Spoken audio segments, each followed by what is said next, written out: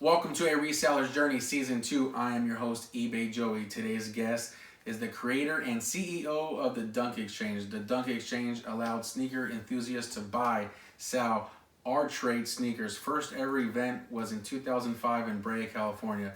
Through the years, the Dunkxchange visited cities such as Houston, Miami, Philadelphia, San Francisco, New York City, just to name a few. In addition, he has over 3,300 followers on Instagram. He goes by the name DXCCEO, aka DJ Long Island, but his friends call him Gary. Welcome and thank you for being on the show. Thanks for having me. Yeah, my pleasure, man. Very excited about this interview. It's been a work in progress and been going back and forth, for what the schedules allow us, but very excited for this one. Made it happen. All right, let's do it. So how did you come up with your name, DXCCEO? Basically, I'm the CEO of Dunkxchange. Okay. The abbreviation for the company is DXC, so Yeah. just kind of made sense. Okay, it's almost like a stock where you just abbreviate it and then now you Simplify things as much as possible nowadays. Yeah, I think that's the way to go. And then also, how did you come up with your DJ name, DJ Long Island? I was actually born in Garden City, Long Island, New York. Okay. So are you based out of New York? No, I'm based in Orange County, California. Okay. Yeah. So, okay. How long have you been out here in this city of Orange County? In Orange County, we moved out here in '87. Okay. Yeah, so since '87. Okay, so that's been a been a minute. Yeah, been a minute. I'm from New York, but now I'm in California. Yeah. And do you ever go back? Yeah. To New York? How frequent do you go? Lately it's been difficult. Try to do once a year. When I was doing more events, it was 4 times a year, and at one point we were doing monthly, so we were doing it 12 times a year. Okay, so, yeah. cool. Yep. So are you reselling full-time or part-time? Part-time to pay the bills. Okay. So you're not like active as far as reselling, you're more just like, if you need to sell a pair, you'll sell a pair. Yeah, Okay. if it comes down to it. Okay. So what motivated you to get started in, obviously we're here, with your collection, but what motivated you to get started into just sneakers and the collection aspect? Well, I mean, I always rocked kicks in high school. Nothing crazy, because in high school, back in those days, there was no social media, no cell phones, so we went outside. Right. And we played ball, we rode bikes, we did all that stuff, so we messed up shoes. But I was heavy into basketball, so I always needed the top performing shoes, and I played in the the mid '80s and late '80s and early '90s and through high school ball and stuff. So I played in like the OG Jordans and stuff like that, and I really, and when Barkley first came out with his signature shoe. Yeah, his Air Max, I was like, okay, I can do this, and I just kind of liked the aesthetic of it, and it felt good, and it performed well, so I was like, all right, and then you got on the weekends and stuff, you didn't, back then you didn't have one on ice and one run, no, right. You had a pair of shoes and you beat them up till the soles fell off, and then you beg mom for another pair. Right, there was no like, I have a beater pair and then I have a regular pair. So what position did you play with when you were playing basketball? Like, what was I was tall and lanky, so I weighed nothing, but they put me at center or forward. Okay. Yeah, so I had to learn both those positions. Nice. So if you want to sell a shoe, Gary, what platform do you prefer to sell on? If it's like a hype shoe, I just put it on StockX and I don't have to worry about anything. It just sits up there, and if it's a hot shoe, it'll sell within an hour or so. Right. If it's longevity, where I don't care if it sells, and if, because I don't have to sell anything, so if I get the price that I want for it, I'll just let it sit on eBay for 2 years. I could care less. Okay. And then I'll get a ping that this item's sold. Right. So So you're also patient with some items. So you're willing to hold on multiple years before you sell it. Yeah. It doesn't matter to me. I also look at like upcoming releases and stuff, and if there's a nostalgic reason for me to get a shoe, I'll sell something if it's to a financial stature of that. Like I'll sell something so that my bills don't suffer. Right. So that it doesn't come out of the direct bank account. Just go swap. It's like sneaker money. Right. Yeah. So what's would you also sell in person? Like, do you have a network where like you're willing to sell in person to somebody if you know somebody? Oh yeah, I mean, over the last 15 years, I've developed so many awesome relationships with people, and people know what size I wear, so when they get things, they hit me directly. Right. And I don't blow smoke up their ass. I'll let them know I got the money, I don't got the money. You know, if I don't, keep it moving. Yeah. Hit your next contact on your list, you know.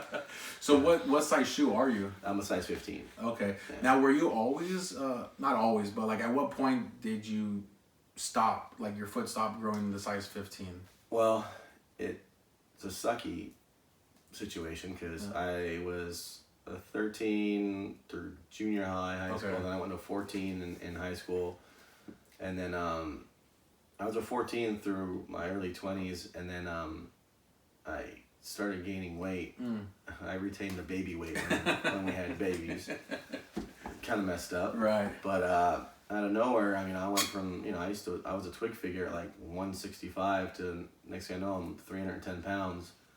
And at that time, I probably had 150 shoes. Wow, okay. And they were all size 14, and next thing I know, I can't fit any of them. My toes are just raked up against the toe box on the inside. I'm just like, what's going on?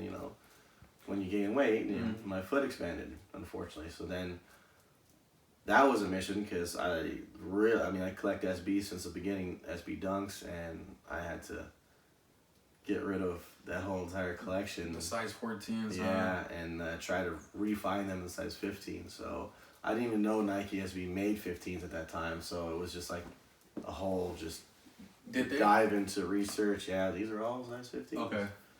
So yeah, I found out that they made them. It's just no skate shops ever ordered them. So I had to find those places, those specialty boutiques. Back then, far and in between, like it was. Well, what cities were those boutiques located? You know what? I found one online shop. It was pickyourshoes.com. Okay. Back in the days. And they they didn't have accounts. They got backdoored everything, but it was all legit product. And so they carried Nike SB because back then Nike SB was in skate shops only. You couldn't have a mall shop. You couldn't be online, nothing. But when you get a backdoor, you can do whatever you want. Like you can't, do anything about it. Yeah. Right. So they would get size 15s. So and it was retail. So I was swooping like crazy. Yeah. Any fit. I mean, even if it was nothing ever. Once I discovered that site, nothing sat on that site in the 15. You were just they knew you. Swoop. All day. Nice. So what was the business model for you when you're moving all these size 14s? Now your foot's growing, you got to get rid of this collection that you already have. What was like the business model? Are you looking at a percentage, or were you just looking at a dollar amount? I was looking just to recoup enough to replenish my collection. Because I made money. I DJ'd. I've always had a day job. I've always had like 3 or 4 hustles always in life. So my goal is just to get my collection back off of my collection. Okay. So, and then back then, the resale game wasn't like it is today. Like, 9 times out of 10, if you wore the shoe, you take a loss on the resale. But at that point, you're just trying to recuperate a certain percentage just to dive back into your, reinvestment. Right. Yeah, now it's like, now you see people rating a shoe when they list it. It's like, 7 out of 10, 8 out of 10, 9 out of 10. But it seems like if it's rare, people don't even mind really the condition. It's like, they'll just buy it because they want it. Well, yeah, just like if I get a rare size 15 in the mail, right, and there's a flaw in it, I can't do anything about it. I have to keep that shoe because I can't, let me return it for another size 15. That doesn't work that way. Once it's sold out, it's sold out. So it's a wrap. It's either, if it bugs you that much, like something, it depends on the flaw. If it bugs me that much, I'll just put it back on a site and try to sell it, try to recoup what I can for it. And, okay. Do you like to use Goat? I've had Goat on my phone for a while, but I've never utilized it. Okay. And I just started, putting a bid out for something or, whatever. I've never listed anything on there. Yeah. But it hasn't worked out for me. So, okay. Yeah. Yeah, there's for me, I think, and also a lot of resellers out there, they all have their favorite app. Yeah. And all the people I interview, some people might say eBay is my favorite, Poshmark is my favorite, StockX or Go, but it really caters to your inventory and how you like. Yeah, I don't have a lot of things I move. Like I move when I either have to move or I'm just lax about it. Mm-hmm. But if it sells, it sells. Cool. Right. But yeah, I'm not, like you said. I'm patient. I have no pressure to sell anything. So how many items do you have? I mean, we're filming this. If you can see it on YouTube, you can see the collection. For the people that are listening to on the podcast. But how many shoes do you have in your collection that's behind us?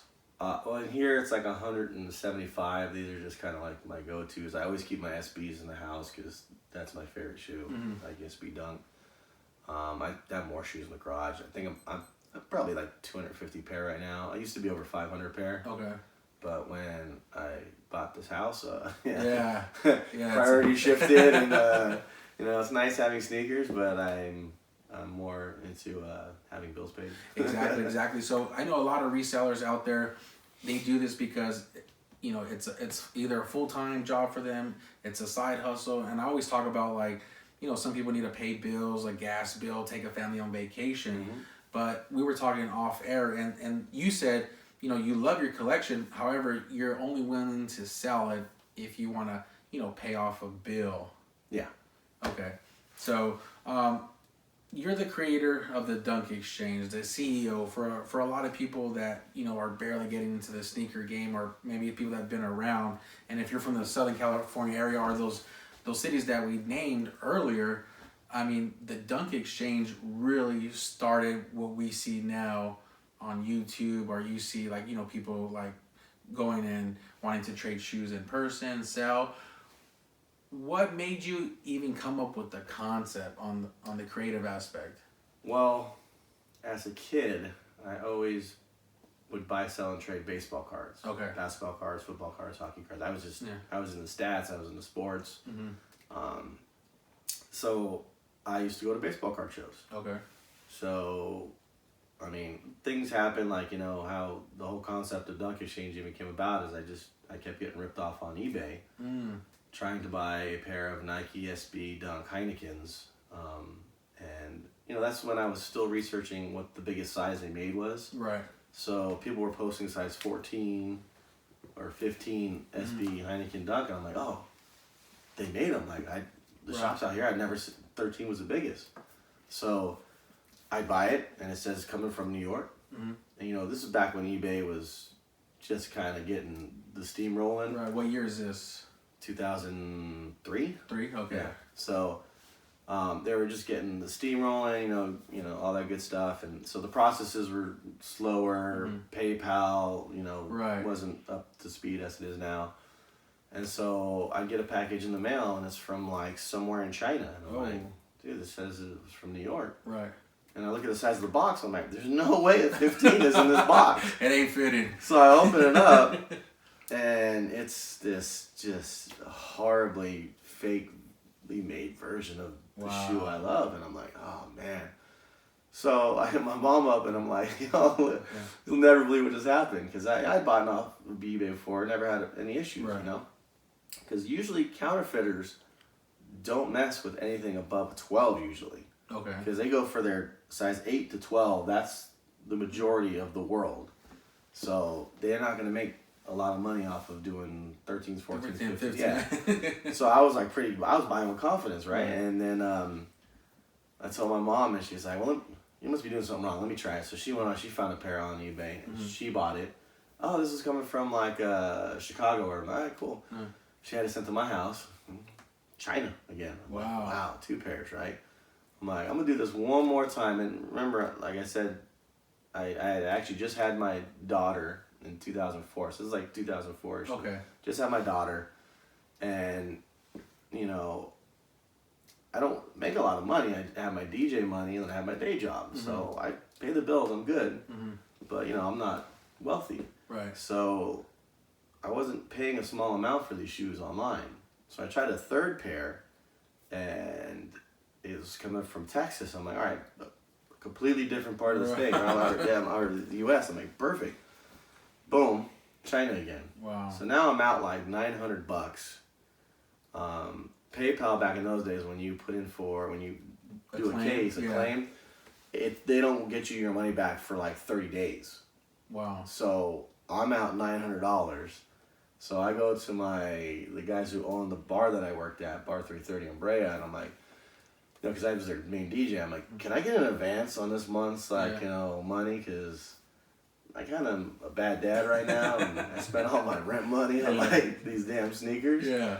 So they advanced me the money, so I was safe, but it still irked me and pissed me off, because then I had no money coming in for the next few weeks because I already spent it, So ironically enough, I sat down at my little desk at my little house I was renting, and with a 12-pack of Heineken. Yeah.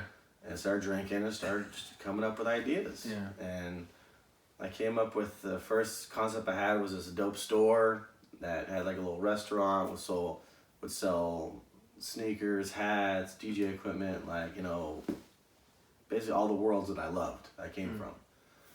And I'm like, where am I get the money for this? Like I'm searching for money. Like I'm begging my bosses of the club for advances, and I'm coming up with a concept where I'm gonna have to, bring $400,000 into this. I'm like, oh God. And then business plan and all the whole 9 hours. I'm like, damn Heinekens. I had too many of them at that point. And then near the end of the 12-pack, I was just like, you know what? What if I did like a buy-sell trade thing, like I did with baseball cards? I'm like, what if I just took sneakers and plugged that product in instead of baseball cards? Mm-hmm. And then the next morning I woke up, I'm hungover. Yeah. But I had the idea. I went to the owners and I said, what are you guys doing on Saturday afternoons? Nothing. I'm like, how much food do you bring in and drinks during the day? Mm-hmm. And they gave me the total. I'm like, it's not that much. I'm like, can I try something? Try to generate you guys some extra money at the bar? Right. What are you thinking? And I gave them the concept, and they're like, okay, it's no big deal. So they gave me the green light. I didn't have to pay rent or anything. It was, if it was something to boost their, their economy, then yeah. So they gave me the green light, and it was in April, and then I had the flyer made, and ironically enough, my flyers were different from all other flyers because they were business cards. All right. So I had a picture of my favorite Nike SB Dunk on the front. But the funny thing is because I've been a DJ for so many years, I went to my buddy Edwin at SGX Media, and I'm like, yo, can you design me this flyer? Right. And this is what I need. And look up the SB Heineken Dunk, shoe, and here's the sponsors, and the information for the back of it, and all this good stuff. So he made me a flyer, and I was like, I had a month to promote this. I'm like, oh crap, I gotta get this going. So I'm like, I didn't proof anything. I'm gonna just print it and give it to me, right? Mm-hmm. And I get them. It's like, I think I printed up 2,000 of them, little business cards, because business cards are easy to print up. Right. And cheap. I had to cut my costs. You're just starting off at this point. And then I pull out the flyer, and I'm like, it's a fake Heineken Dunk. Oh. I'm like, oh man. Yeah. So I'm like, stinger. I'm like, well, it's too late to do anything, and I couldn't afford to make another run. So I'm like, fingers crossed. Hopefully, as people just, receive it well, and just, So everyone I pass a flyer to, I explained myself. I did a lot of talking, but yeah, I got it out there, and June 24th, 2005 was the first event. So at 3:30. At Bar 330. Yeah, Bar 330. Shout out to Art and Spiro and them. They were the guys that hit it. Yeah, that made it happen and stuff. So now this is before social media is even only out. Thing that existed was MySpace. Okay, MySpace is out. Yeah, MySpace had just launched. It was the hottest thing. Right. So you're promoting on MySpace and you're passing out flyers. I'm a guerrilla marketer, so I came from that era. So my man Damon knows me from not only DJing, but I hustled promoting games. So I used to go to all the nightclubs back in the days, flyers shoved in my my underwear straps, so when they strapped me down, they didn't, you know, because other clubs don't want flyers in there. So yeah, I was a guerrilla marketer, so nice. I did that religiously. So it was just in me. Right. So shout out to Action Jackson. He, you know, I was working with him with the clothing line. He was the marketing guy for my clothing line, and he says, "Yo, Joseph, there's this event. You can get a booth. There's gonna be people there. We can sell shirts." And then, long and behold, it's your show, and it was like the first ever. And then now, you know, you fast forward to 2020, 15 years later, I'm interviewing you, but I was at the first show, and then we did the second show and the third show, and we still have footage. And it was just really interesting, Gary, that you just see people walking with like shoes. It had never been done before. Never been done before. And I'm just like, I'm just trying to sell shirts. And we were successful and we sold some shirts. And at that point, the only shoe that I really remembered at that event was the PlayStation Dunks.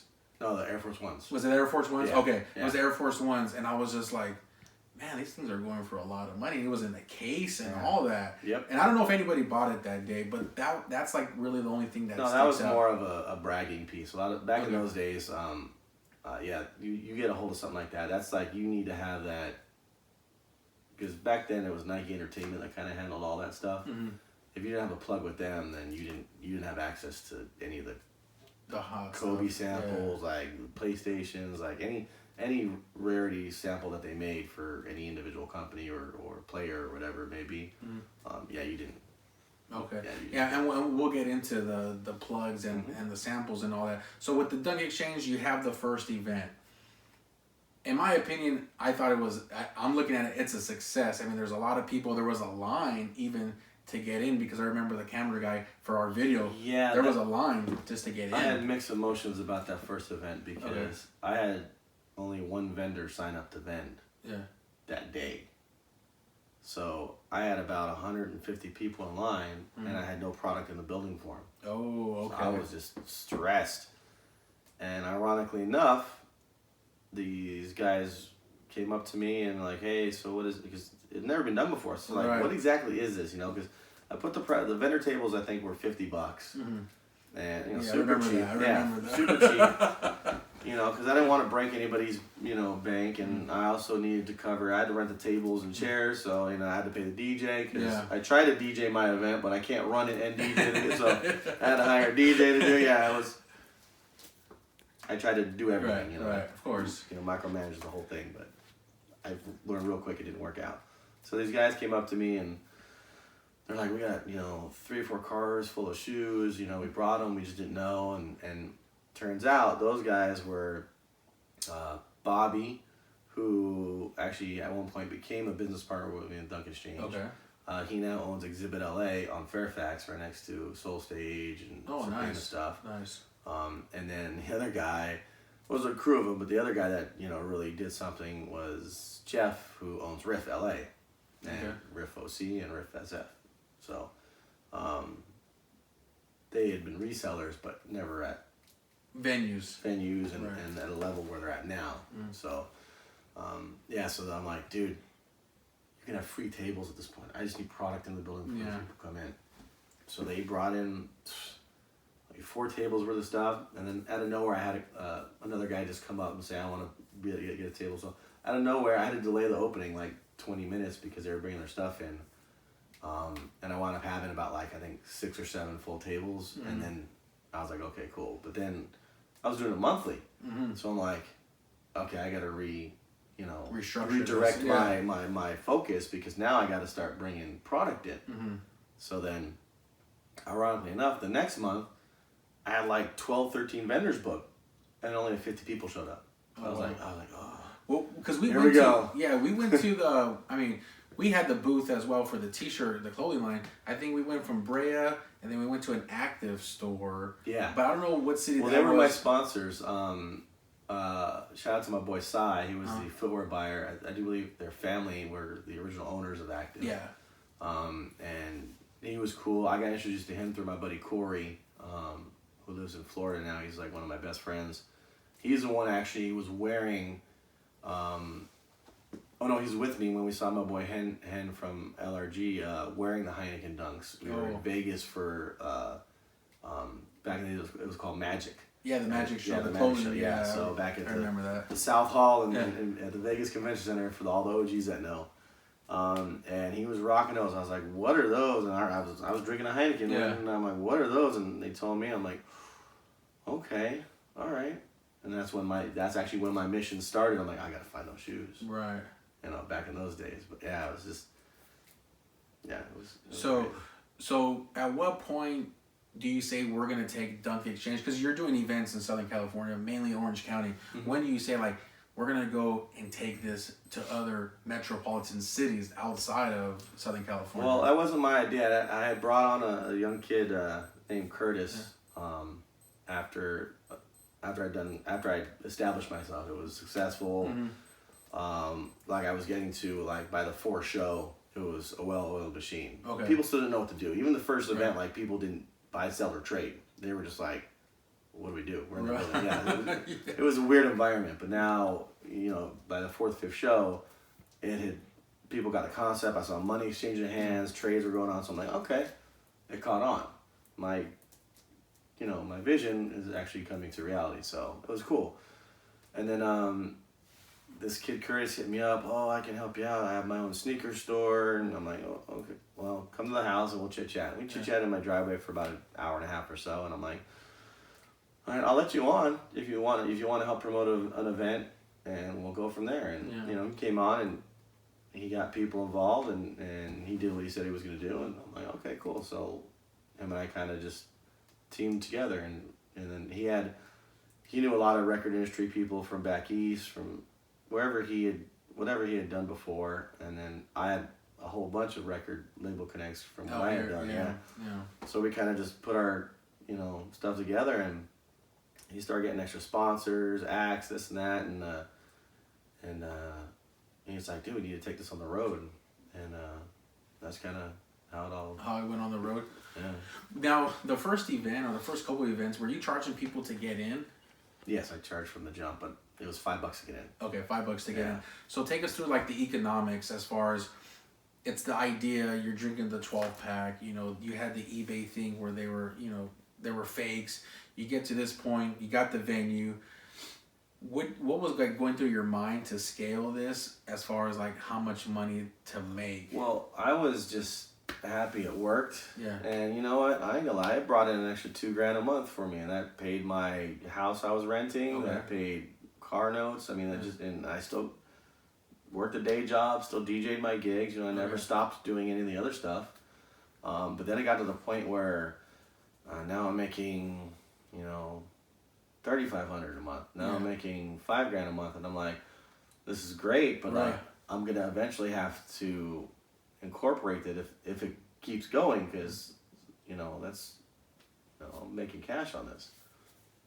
And so I went to the state. I went to the city I was in, registered a legal business name, and because before it was I just called it that. Right. I didn't do any paperwork, or it was just some fun side stuff, right? Just everyone has side hustles. You have to have multiple streams of income. Exactly. No matter So that was me.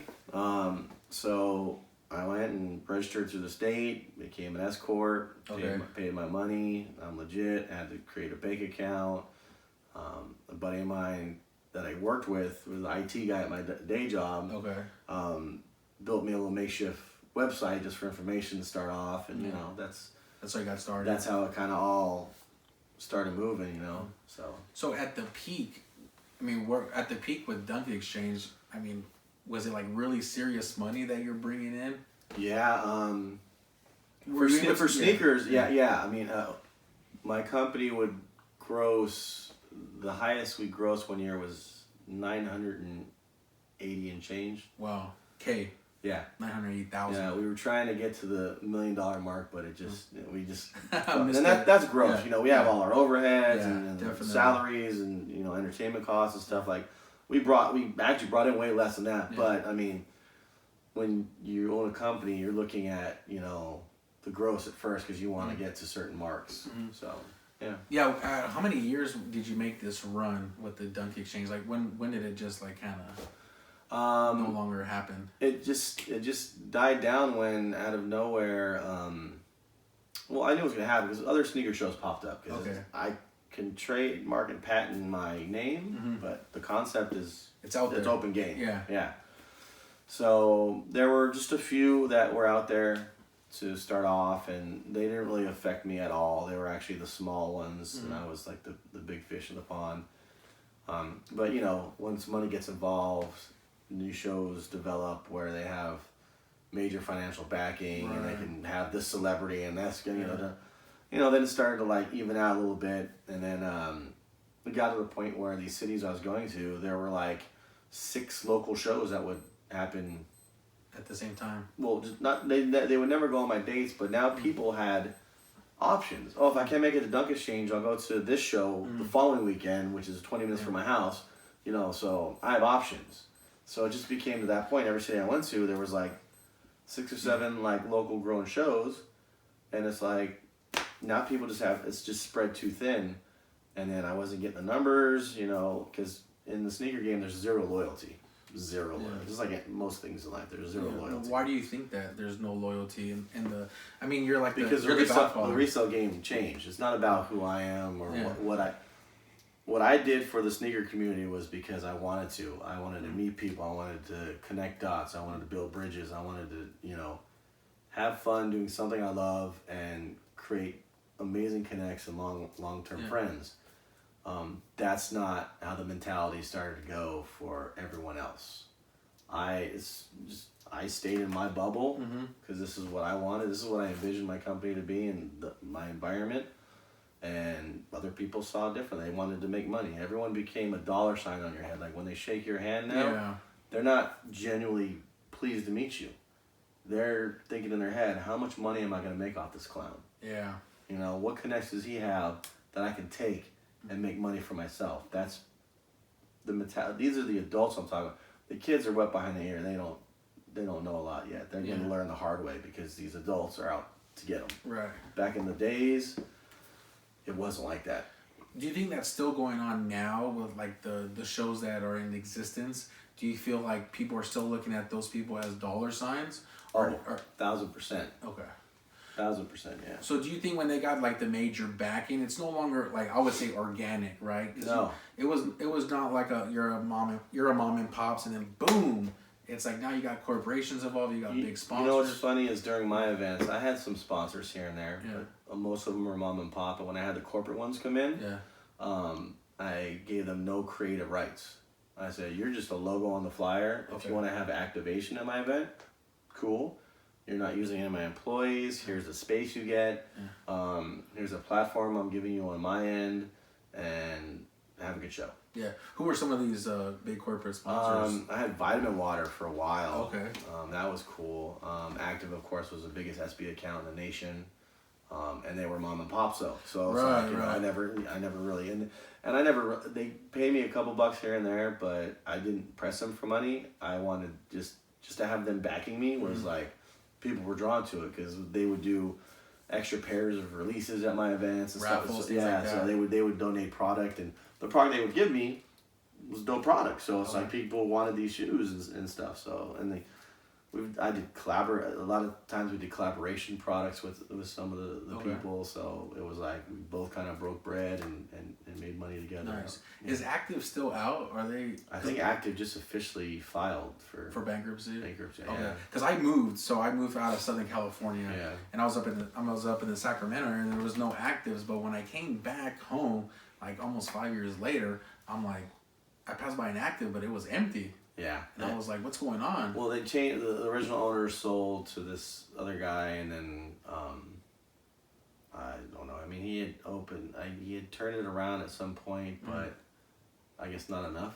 Right. Because I think all the ones around here are done now. So yeah, I think they're officially done. Okay. Which just sucks because that's. Yeah, it's part of like it's kind of like it's even like Toys R Us, right? For people that grew up with Toys R Us and the whole experience. And I think sometimes even like retail stores, it's part of not only the culture, but it's also part of your life, your memories that you build. So definitely when they go away, I could definitely understand that. So are you doing anything to possibly maybe bring back the Dunkxchange? Well, you know, what I'm gonna do And because there's just so many sneaker trade shows out there, I don't want to be grouped in with everything. Okay. So what I'm going to do for the 15-year anniversary, and I've talked to some friends throughout the States, and I'm going to do what I call like a sneaker social. Okay. It's just to celebrate 15 years. There's going to be no vendoring. The only vendor booth that's going to be there is just I'm working on 15-year anniversary, collab product merchandise. Okay. That's the only booth that's going to be there. And we're going to do Orange County, San Francisco, Vegas, New York, and Miami in the summertime. It's like a little 5-city tour. Okay. But it's going to be the vibe that it originally was. Okay. And the only reason why it just motivated me to do it is because I've been getting DM'd like crazy, because everyone is just tired of the same refabricated sneaker show over and over and over again, no matter what city you're in. They're all in convention centers, they're all well lit, they're all organized, as a business standpoint, you're like, yeah, this is what you want. Right, it's great. That's not what I envisioned when I wanted an ambiance. I wanted a vibe to be set, and that's what I did. Yeah. And we've lost sight of that. Like I said, I'm pleased to meet you. It's got to mean something, not how much I'm going to make off of you. Right. So that's kind of like, that's what I want to do with socials, where there's no financial pressures. It's free to get in. It will be a 21 and over event, and the reason why I'm doing 21 and over is because these kids that grew up with me at Dunkxchange, they're now 25, 26, and it's basically just to rekindle relationships and re-meet your past and reminisce and have a good time. Yeah. Cheers, have some drinks. Yeah. I've talked to all my original DJs from Dunkxchange. Most of them, I got to hear back from a couple of them, but I want them DJing the events, just like we had the vibe before. I've talked to some of the artists that I've had perform, and because of the cause of the event, like they're down to come through and represent. So cool. it's it's only February, so I have time to build this. And then I'm going to revamp the website, not for business purposes, just for information as I start to lock the venues in and do that, Nice. for the summer. Yeah, keep us posted, man. I think a reseller's journey would love to, especially because the ties that I have, like that was instrumental for me to even get the clothing line, just to get started and start to branch out where I was from. So definitely would love to keep posted. Now, earlier, before we set up the cameras and all that, we were talking about plugs. We were talking about like you go to Marshall's once in a while or Ross and, you pick up some stuff. But you said you had a plug that was like a shoe guy. Can you talk about some of the tips that he gave you? Well, I mean, my plugs, like we said, we develop these relationships. We meet people on just the whim of like, who are you? What you're about? Let's see what we can build. And yeah, I mean, my plugs. You never give your plugs up first off, because just like if you're trying to get a job somewhere, you don't tell your buddy, hey, come with me and apply, because if he gets a job and you don't, you're asked out. Or you do something bad and it's just basic human nature. Like you keep your plug your plug. Yeah. But yeah, I mean, it's just they learn your size, and it's funny with me, doing the Dunkxchange, I'd have people hit me up all the time. Oh, you got those? Oh, can you give me a size 10? Yeah. Well, no. Like the reason why I have them is because my plug knows my shoe size. Oh, gotcha. And when they come across it, they hit me directly. And I'm not like the rest of these. I don't have disposable income. Like I've got to plan things very carefully. I have this beautiful family I'm raising. I have this house. I have, things that I have to be responsible for. Right. It's not like when we were kids, trying to get money for the movie on Saturday night. Like, no, this is like, real life stuff. Like I had to sell some serious grails that I had just to make sure that my family was financially stable for however long I could make it. Yeah, which one was that? I think I follow you on Instagram, so what was one of the grail ones that you sold? When I bought this house, and it's fun. The story's funny because you kick yourself in the ass, but then it's like, oh, my family needed it. Yeah. I had the only size 14 in the M&M 4, the blue suede one, not the Carhartt one that just got released a couple years ago. But the blue suede one, I had the only size 14 made, autograph signed card, but with M&M, the whole 9 yards, right? And I paid $3,000 for it. Wow. And back then, that's a lot of money. That's a ton of money. Yeah, that's like, oh wow, like, you know, you just spent $3,000 on a shoe. You're crazy. My wife and they were crazy. Well, then they were 14, so they were small on me. Yeah. So I would wear them with the insole out. Okay. Because that was a shoe you put on, and just people were just like, oh, you're actually wearing that? Because one thing I wear my shoes. Mm-hmm. I put them on my feet, which is not the mentality of 95% of the industry that's out there now. Yeah. So, I mean, I sold those when I bought the house. And, you know, I made good money. You know, I made good money, but ironically enough, like 6 or 7 months later, a pair of Undefeated 4 sold for like $23,000. Wow. Used or? I don't remember what. Okay. Mine were used. I stomped in every state that Dunkxchange went in those. So they've been at many bars, many sneaker events. Like they've been all over the place. Yeah. Beer spilt on. Like people thought I was crazy wearing them out to the club. I didn't care. You know, I wear my shoes. Right. So a pair sold, and then they realized, oh, the M&M 4s are even rarer. Next thing you know, the M&M 4s are going for $30K. Wow. But I'm like, if I would have waited like 7 months, I could have. And this is the only 14 made.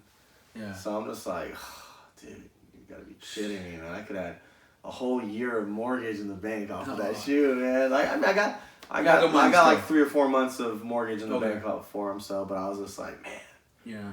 I've been a whole year mortgage free, man. Yeah, that's a cool story because, you know, most people that I know that are flipping, I mean, you're making, you know, $50 anywhere to like, you know, $300-400 per pair. But man, to make that type of money, it's just mind boggling. And the mentality I have is they're just sneakers. Yeah. I like them.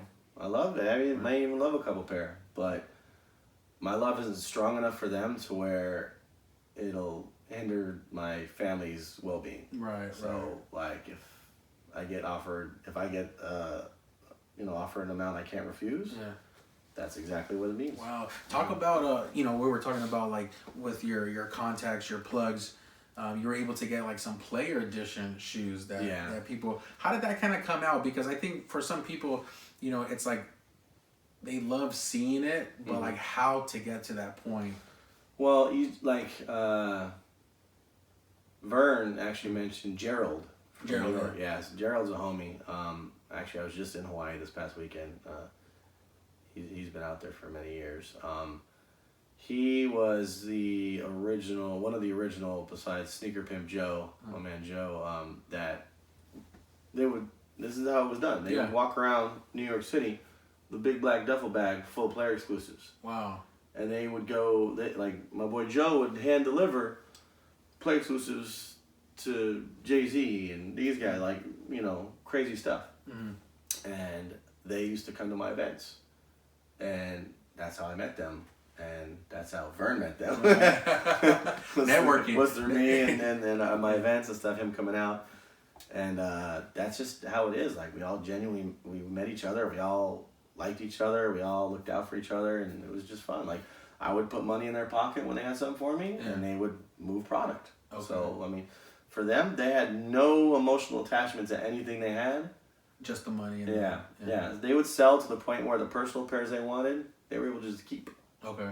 You know, so my boy Gerald, his collection is crazy, ridiculous. Yeah, that's what I heard. I guarantee you, he didn't pay for a lot of it because he hustled his sneakers, and to the point where, I don't need to hustle my size now. I can actually just put that in the stash. Well, why do you think player exclusive, or, you know, the abbreviation is P? Why do you think like they're just worth so much?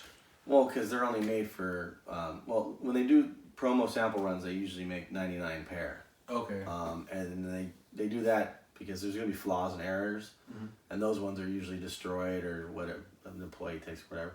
But if you do a run of 99 or 100, or what, I think it's 99, you're probably going to get about 60 to 70 good pairs. So when you do a sample run, that's usually what they're made for. Now, the kitchen that was created at Nike at corporate is they're more personalized. You know, you know, that's where like the Deftone Dunks and the Quasimodo Dunks and like those aren't 70, 80 pair. Those are like Handful. 10, 15 pair. Like I think the Iron Maiden SB Dunks, those were made for the band members, the stagehands, and you know just management for Iron Maiden, and those were never released because Nike didn't have rights to Iron Maiden. Oh, okay. They were just made because somebody at Nike SB had that relationship with them. Because if you see, they signed with Vans. They did a whole deal with Vans. So yeah, so that's you snooze, you lose. Yeah, exactly. Okay. Yeah. Now, you're the creator of the Dunkxchange. You're a big dunk guy. Mm-hmm. Now, it seems like there's a lot of hype movement with the dunks now, especially the resale value. Now, I always felt that the dunks, I mean, it's a great shoe, but I don't know why it's being overly hyped. Like if it almost like lost value or got forgotten. But why do you think all that's happening right now? Well, first off, it never got forgotten by me. Yeah. I loved the lull it went into because I was swooping size 15 SBs for $60, $70 brand new in the box just because nobody cared about them. So I would just kept, okay, $50, $60. Yeah. Here's my address, send them. Here's your $60, right? But unfortunately, with everything in life right now, it's all social media driven. Okay. So, unfortunately, we have these rappers wearing SBs now, and you know, Travis Scott is one of the catalysts for the whole movement. It's all good. You love the Nike Dunk. It's all, you know, collect what you like, you know. Right. Of course, he has, you know, income to where he can just buy whatever he wants, not like the rest of us. Blue collar guys.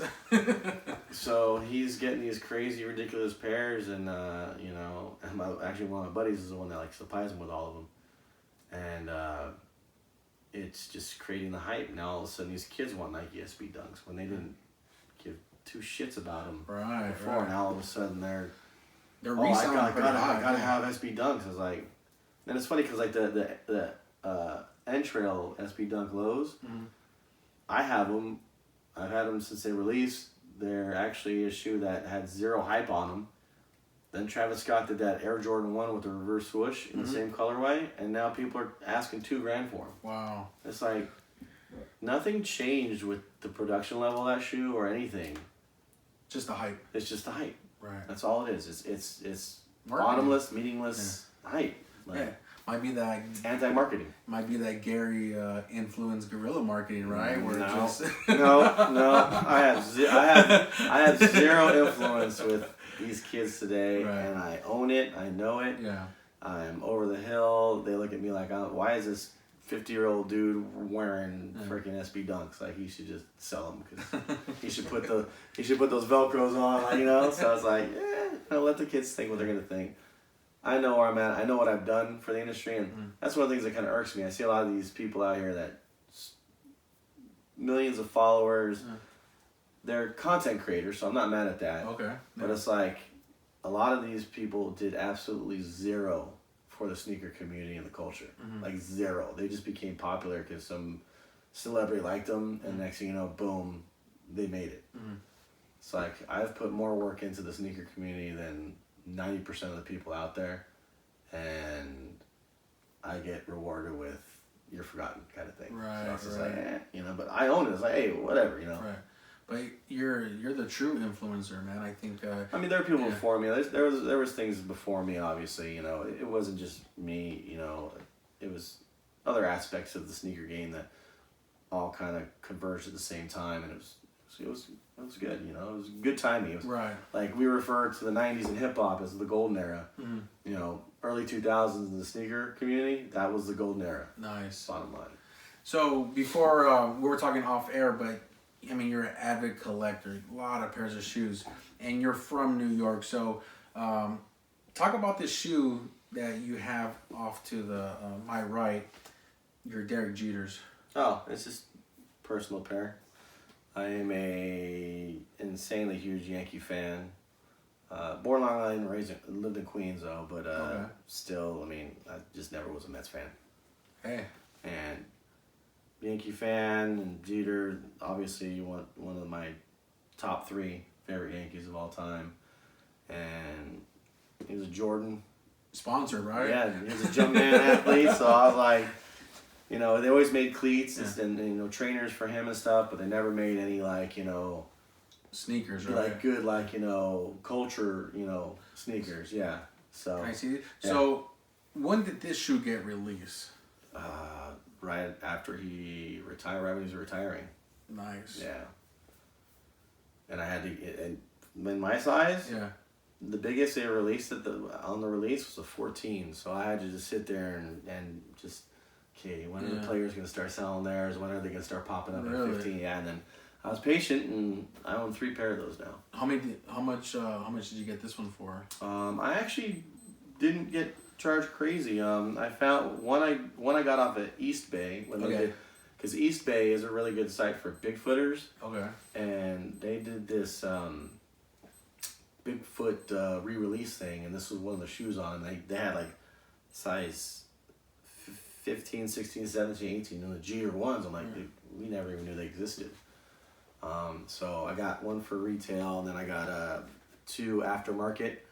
But I paid like for the other ones I paid, I think one was $475, and the other one was like $550. What are they going for right now, just in that condition?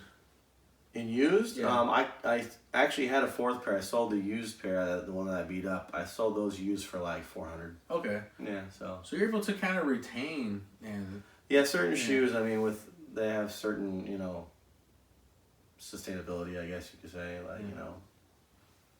Yeah, no, it's cool. So where can people find you on social media? Well, my personal one is, like you said, the DXCCEO. Okay. I have the business one, obviously, which is at Dunkxchange.com, and that's DUNKXCHANGE, not EX. Okay. X. People hit me up all the time. Like, I can't find your stuff. It's just X, not EX, dude. Come on. Is that guerrilla marketing, man? Man, I'm telling you, dude. Like, you know what's funny is back in the days I had sponsors pay me checks and it would EX. And sometimes a bank would be like, we can't cash this. So I have to go back and come on, man. You can't do no initial either. No, so it's like, you're delaying my money. Like, and then I have, you know, my other personal one, you know, because I'm a DJ, so it's at DJ Long Island. Yeah. Are you still DJing in the Southern California area? Yeah. Just events that I like to do. I don't do clubs. Also, no club, just events. I just do events. I'm the DJ for Sneaker Lab in LA. So whenever Sneaker Lab has their collab events and stuff, I do pretty much 95% of those events. Okay. I DJ at Designer Con. Just trying to pick up more like sneaker oriented gigs. That's what my wheelhouse. 90s hip hop, underground reggae, rare grooves, you know, jazz. Yeah, I follow your page, man, so I do see when you're at these events, you're mixing, taking pictures with people. Some of them I don't even know, but I was like, you can just tell it's a sneaker culture. It's the music, it's the good vibes. And what's really cool about the community is that no one cares about your background. No one's concerned about where you live, how much money you make, what's your last name. It's just like the sneakers bring everybody together. And I think where society is just an awesome feeling to be, because I'll talk to people and say, man, this community is cool. You can just talk to somebody like a brother or like a sister. Yeah. And so it's cool what it's really become. So what are your goals for 2020, whether it's the Dunkxchange or it's just something personal or the DJ hustle? What can we expect for 2020? Well, like I said, I want to do the I've been calling it the Drop the Mic tour, which is just the doing the 5 events just to bring everybody together one last time and just have drinks, enjoy music, sneaker talk, take pictures, and just kind of call it a wrap. I'm not opposed to doing, you know, events in the future if approached correctly. Okay. People have been telling me my name means something. Dunkxchange means something in the sneaker industry still, especially since everything is so watered down and just carbon copied. Okay. Like I said, in my DMs, people are just hitting me like, dude, when are you gonna do an event? We need your vibe back. So I'm like, you know, if someone hits me, we could talk. Okay. Nothing's ever solidified. As far as DJing goes, I'm old, so I'm not trying to get out there, be the next Calvin Harris, you know. No. I actually DJ. Right. Yeah, so I actually do vinyl and I can do a whole I could do a whole The whole night. set, yeah. I could do a whole night. Do 7-8 hours of straight Digging the vinyl. crates, Yeah, huh? just all individual records. You know, the goal is just to maintain. Nice. One last question before we wrap it up. We're looking at your collection. If there's one shoe out there that you could get it, what would it be and why? Well, if I could get it, Yeah. that would be the Nike SB Dunk Heineken in my size, which does not exist, but that would be the shoe that I would want on my feet. I would wear the living shit out of that shoe to the death of it, because it's something that I've never been able to have. Okay. You know, I can own a whole size run of them, but the biggest they made was a 13. Oh man. So. Well, if there's anybody out there that can help out my boy. But no, DXCCEO, aka Gary, thank you for being on the show today, man. I appreciate it. I think this was just a really good, insightful history of just where we're at now in the reselling game. So thank you for taking your time, to do the interview. Also, want to thank the audience for tuning in. You can find today's guest at DXCCEO, and then you can find me at eBay Joey on Instagram, or you can visit my website at aresellersjourney.com. If you like what you're hearing, please subscribe on YouTube, Spotify, Apple, and Google Podcasts. Remember, never forget why you started. Peace.